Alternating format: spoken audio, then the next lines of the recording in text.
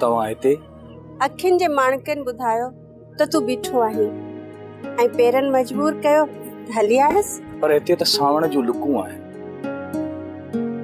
झोला साड़े विझंदा तव्हांखे। मोहबत जी बाहि खां वधीक कहिड़ी बाहि हूंदी आहे सुल्तान। तूं मुंहिंजे लाइ सिंधुअ जो उहो माॻ आहे जंहिं ते तारीख़ूं लिखबियूं आहिनि।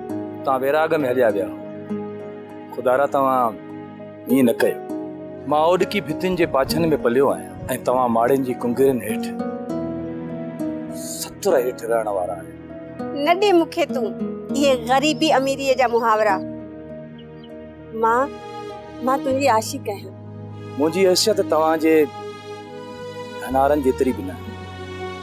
कीअं मां तव्हांजी ॿाहुनि में हथु विझी तव्हांखे पाण ॾांहुं छिकिया, किथे ज़माने जी अंधारी न अची वञे ऐं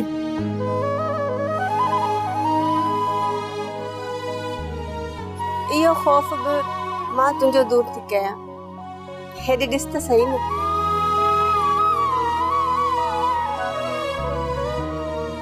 छा ॾिठई सुल्तान, छा हुयो? काज नदीअ जे किनारे ते सरयां जी फुलार में तोखे मूं पाण ॾांहुं डोड़ंदे ॾिठो, जीअं का सखीरी पंहिंजे पीउ खे सॾु कंदी हुजे। इनखे इश्क चइबो आहे। समझ में अची वई न? सच ॿुधाए, मूंसां निभाईंदी? हाय अल्लाह, इहो छा चई वे? निभाईंदी? ज़िंदगी जी अखियुनि बंदि थियण ताईं मां तोसां निभाईंदसि। कसम ते मूंसां निभाईंदी?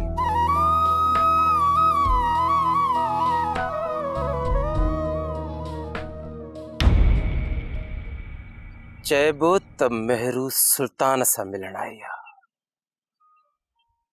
अॼु मेहरूअ जे हयातीअ जो आख़िरी ॾींहुं हूंदो।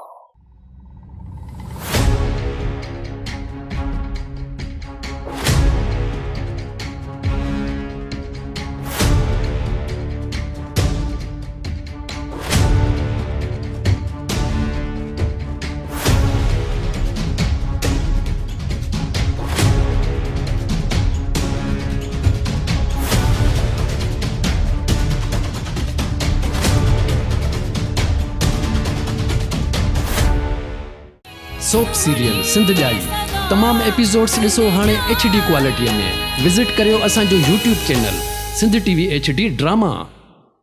सब्सक्राइब कयो असांजो official YouTube channel Sindh TV HD drama ऐं वधीक अपडेट लाइ बेल आइकन खे क्लिक करियो।